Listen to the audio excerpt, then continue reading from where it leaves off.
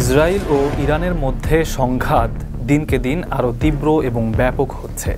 গেল শুক্রবার ভোরে ইসরায়েলের হামলা শুরুর পর থেকে এ পর্যন্ত ৬০০রও বেশি মানুষ নিহত হয়েছেন ইরানে। অপরদিকে ইসরায়েলেও ক্ষয়ক্ষতির পরিমাণ নজিরবিহীন, যা স্বীকার করেছেন দখলদারদের প্রধানমন্ত্রী বেনিয়ামিন নেতানিয়াহু নিজেও। বুধবার এক ভাষণে তিনি বলেন, ইরানের হামলায় ইসরায়েল মর্মান্তিক ক্ষতির সম্মুখীন হচ্ছে। আগ্রাসী ইসরায়েলের এখন সবচেয়ে বড় লক্ষ্য ইরানের ভূগর্ভে নির্মিত পারমাণবিক স্থাপনা ফর্দো কমপ্লেক্সকে পুরোপুরি ধ্বংস বা নিশ্চিহ্ন করা। তবে এই স্থাপনাটি প্রায় ৮০ মিটার পাথর ও মাটির গভীরে অবস্থিত এবং ইরান ও রাশিয়ার বিমান প্রতিরক্ষা ব্যবস্থা দিয়ে সুরক্ষিত। অর্থাৎ ইসরায়েলের হাতে এমন ক্ষমতাসম্পন্ন অস্ত্র নেই যা দিয়ে ফর্দো কমপ্লেক্সকে ধ্বংস করা যায়। এজন্য তাদের নির্ভর করতে হচ্ছে শুধুমাত্র মার্কিন যুক্তরাষ্ট্রের হাতে থাকা এমওপি বাংকার ব্লাস্টার বোমার উপর। কিন্তু এখনও পর্যন্ত মার্কিন যুক্তরাষ্ট্র ইসরায়েলকে এমওপি ব্যবহারের অনুমতি দেয়নি। অপরদিকে ইরানও ইসরায়েলের বিভিন্ন সংবেদনশীল স্পটকে নিজেদের ক্ষেপণাস্ত্রের লক্ষ্যবস্তু বানাচ্ছে।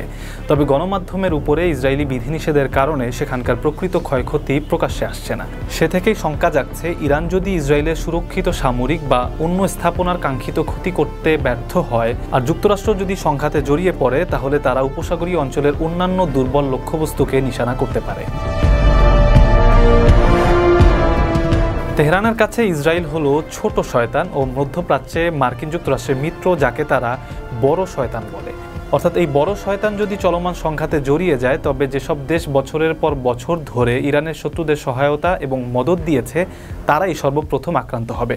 যে নজির আগেও আছে। ২০১৯ সালে সৌদি আরবের তেল ক্ষেত্রে হামলা চালানোর অভিযোগ আনা হয়েছিল ইরানের বিরুদ্ধে এবং তাদের প্রক্সি হুথিরা ২০২২ সালে সংযুক্ত আরব আমিরাতে আঘাত হানে। অবশ্যই ইরান ও এই অঞ্চলের কয়েকটি দেশের মধ্যে সর্বশেষ মিটমাটের চেষ্টাও দেখা যায়। যদি জোট বেঁধে যুক্তরাষ্ট্র ইরানে সরাসরি হামলা করে, সেক্ষেত্রে মধ্যপ্রাচ্যে যুক্তরাষ্ট্রের সামরিক ঘাঁটিগুলোতে হামলা শুরু করবে ইরান। দেশটির সামরিক বাহিনীর অন্তত ২ জন উচ্চপদস্থ কর্মকর্তা নিউ ইয়র্ক টাইমসকে বলেছেন, এজন্য তাদের প্রস্তুতি প্রায় সম্পূর্ণ পর্যায়ে আছে এবং যদি সত্যি তেমন কিছু ঘটে, সেক্ষেত্রে ইরাকে অবস্থিত সামরিক ঘাঁটিগুলোতে প্রথমে আক্রমণ করা হবে, পরে ধীরে ধীরে অন্যান্য ঘাঁটিগুলো লক্ষ্যবস্তুতে পরিণত হবে।